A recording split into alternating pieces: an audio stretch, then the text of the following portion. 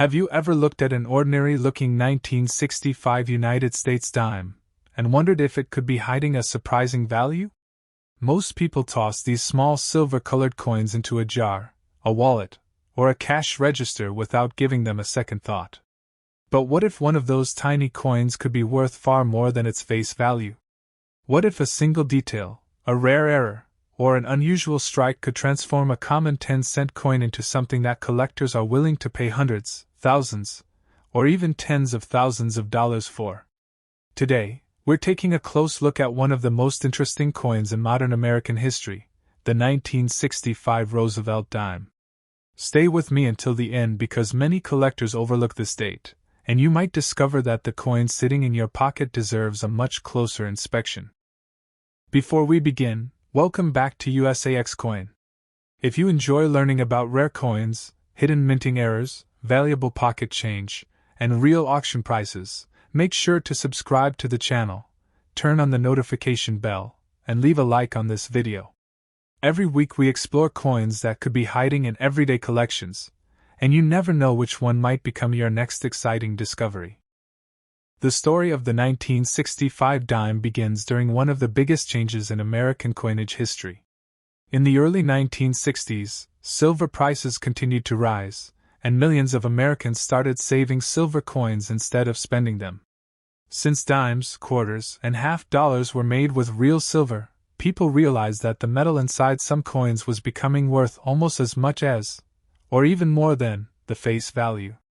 This caused a nationwide coin shortage because silver coins were disappearing from circulation much faster than the United States Mint could replace them.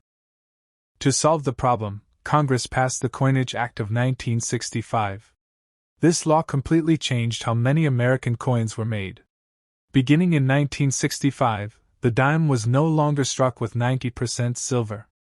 Instead, it was produced using a copper core covered by layers of cupronickel. Although the coin still looked silver in color, its precious metal content had disappeared. This marked the beginning of the modern-clad Roosevelt dime series. One unusual decision made by the United States Mint during this transition was the temporary removal of mint marks. From 1965 through 1967, regular circulation coins did not display the familiar P, D, or S mint marks. Government officials believed that removing mint marks would discourage collectors from saving newly minted coins, allowing more coins to remain in circulation where they were badly needed. As a result, every normal 1965 Roosevelt dime was struck without a mint mark, regardless of whether it was produced in Philadelphia, Denver, or San Francisco. Because of this, many people mistakenly believe they own a rare no mint mark error. In reality, the absence of a mint mark on a 1965 dime is completely normal. However, that doesn't mean every 1965 dime is common. Certain rare varieties, striking errors, and exceptionally preserved examples have become highly desirable among collectors. The obverse of the coin features the portrait of President Franklin Delano Roosevelt. Designed by Chief Engraver John R. Sinek, Roosevelt's profile faces left with the word Liberty along the left edge of the coin. The motto I in God We Trust appears below the neck, while the date 1965 is located on the right side. Sinek's initials, JS, can also be found near the truncation of Roosevelt's neck. Turning the coin over reveals one of the most recognizable reverse designs in American numismatics. At the center stands a torch representing liberty. To the left is an olive branch symbolizing peace, while an oak branch appears on the right to represent strength and independence. Around the upper edge are the words United States of America, with one dime appearing at the bottom. The national motto E Pluribus Unum is positioned across the center. Although the design remained familiar, the composition changed dramatically. The 1965 dime weighs approximately 2.27 grams, measures 17.9 millimeters in diameter, has a reeded edge, and is composed of an outer layer of 75% copper and 25% nickel bonded to a pure copper core.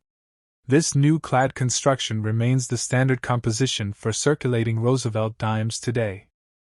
Now here's where things become interesting. Most circulated 1965 dimes are still worth only face value or slightly above it. A typical coin in fine condition may sell for around 10 to 25 cents because millions remain available. Even extremely fine or about uncirculated examples often trade for less than $1 unless they possess outstanding eye appeal. However, collectors don't simply search for ordinary examples. They look for unusual characteristics that separate one coin from millions of others. A sharp strike, brilliant surfaces, exceptional luster, or a rare minting error can dramatically increase a coin's value. One of the first things experienced collectors examine is the overall condition. Even though the 1965 dime is relatively modern, finding one with almost no wear after decades of circulation is surprisingly difficult. Every scratch, bag mark, fingerprint, or contact mark reduces a coin's desirability. That's why coins graded mint state by professional grading services often command significantly higher prices than circulated examples. Professional grading companies evaluate each coin under strict standards. They consider wear, luster, strike quality, eye appeal, and preservation. A coin graded MS-65 already represents an attractive uncirculated specimen, but coins reaching MS-67 or MS-68 become much scarcer because very few survive in such exceptional condition. Another factor affecting value is strike quality. During the mid-1960s, the United States Mint was operating under enormous pressure to produce enough coins to satisfy public demand. Dies were sometimes used longer than ideal, resulting in weakly struck coins. Collectors therefore pay premiums for examples showing unusually sharp details, especially on Roosevelt's hair, the torch flame, and the branches on the reverse. Now let's discuss one of the most exciting parts of coin collecting: mint errors. These mistakes occur during production and often create unique coins that attract tremendous collector interest. One popular error is the off-center strike. Instead of being perfectly centered, part of the design is missing because the blank planchet was improperly positioned during striking. Depending on how dramatic the error is and whether the date remains visible, an off-center 1965 dime can sell for anywhere from several $dozen to several $100. Another collectible variety is the broad strike error. This happens when the retaining collar fails during striking, allowing the metal to spread outward. The result is a coin that appears wider than normal with distorted edges. Broad strike dimes from 1965 have attracted steady collector demand for years. Collectors also search for clipped planchet errors. Before striking, coin blanks are punched from large metal sheets. Occasionally, one blank overlaps another, leaving a curved section missing from the finished coin. These clipped planchet errors are easy to recognize and often sell well depending on size and appearance. Double strikes are another fascinating possibility. In these cases, the coin receives more than one impression from the dies. Some examples display overlapping images, while others show dramatic shifts that make them instantly recognizable. Strong double strikes can command impressive premiums in today's collector market. Die cracks, die chips, and retained cuds are additional mint-made imperfections.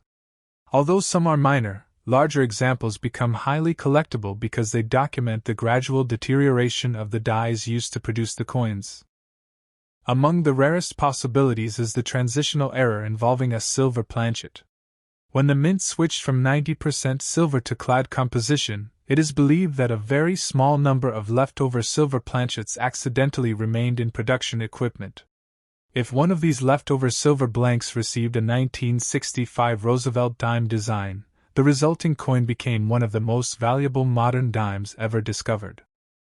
These transitional silver errors are extraordinarily rare. Authentic examples must be verified by reputable grading services because many altered or counterfeit pieces exist. Genuine specimens have sold for thousands of dollars at auction due to their historical importance and extreme rarity. Collectors also use precise scales to identify valuable coins. A normal clad 1965 dime weighs about 2.27 grams. A genuine silver transitional error would weigh approximately 2.50 grams because silver is denser than the later clad composition. Even a small weight difference can provide an important clue, although professional authentication is always necessary before assuming a coin is rare. Magnification is another essential tool. A simple 10x loop allows collectors to inspect lettering, dates, rims, and surface details. Tiny doubling, die polishing lines, clash marks, or unusual imperfections become much easier to detect under magnification. Storage also plays a major role in preserving value. Many potentially valuable coins lose much of their appeal because they were cleaned. Cleaning removes original surfaces, creates hairline scratches, and permanently damages the natural appearance collectors want. Even if a coin looks brighter afterward, its market value is usually reduced significantly. That's why experienced collectors recommend leaving coins exactly as they were found until they can be evaluated professionally. As more people discover coin collecting through online videos, auctions, and estate sales, interest in modern-era coins continues to grow. The 1965 Roosevelt dime remains one of the dates that collectors inspect carefully because although most examples are ordinary, the rare exceptions can be remarkably valuable. And that's exactly why thousands of collectors still search through rolls of dimes every year, hoping to uncover one extraordinary coin hiding among millions of ordinary ones. If you're lucky enough to find a 1965 Roosevelt dime in your change today, the first thing you should do is resist the temptation to spend it immediately. Instead, place it on a soft surface under good lighting and examine every detail carefully. Look closely at the date, the lettering, the rim, and both sides of the coin.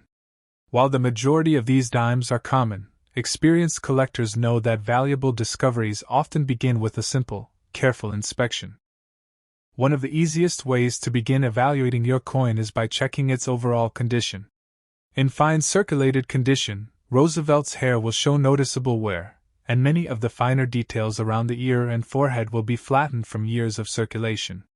The torch on the reverse will also display wear, with some of the finer vertical lines beginning to disappear. Even so, the major design elements should remain clear and easily recognizable. A typical 1965 Roosevelt dime in fine condition generally trades for about 10 to 25 cents because of its enormous mintage and continued availability. Coins in very fine condition usually retain more detail in Roosevelt's hair and facial features. Extremely fine examples reveal even sharper detail, while about uncirculated coins show only the slightest friction on the highest points of the design. As condition improves, collector interest increases, especially for coins with attractive natural surfaces and original mint luster. When a coin survives without entering circulation, it may qualify for a mint state grade. Professional grading companies use a numerical scale from MS-60 through MS-70 to describe uncirculated coins. An MS-65 example may be worth several dollars depending on eye appeal and current market demand. Coins certified as MS-67 or MS-68 are considerably scarcer and may sell for hundreds, or even several $1,000s because so few examples have remained in such exceptional condition for more than 60 years. Collectors also pay close attention to surface quality. Original mint luster is one of the most desirable characteristics of any uncirculated coin. As a coin is handled, the microscopic flow lines created during striking gradually wear away. Preserving this original luster greatly increases a coin's desirability. Color can also influence value. Although clad dimes do not develop the same colorful toning patterns often seen on silver coins, some 1965 dimes display beautiful shades of gold, blue, violet, or champagne from decades of natural storage. Attractive natural toning can add a premium, while artificial toning usually reduces collector confidence. Now let's return to mint errors because these remain the primary reason collectors search through rolls of 1965 dimes. One interesting variety is the die clash. This occurs when the obverse and reverse dies strike each other without a planchet between them. Portions of each design become impressed into the opposite die, leaving faint, unexpected design elements on future coins. Strong die clashes are popular among specialists. Another collectible error involves struck-through objects. Occasionally, grease, cloth fibers, or other debris becomes trapped between the die and the coin during striking.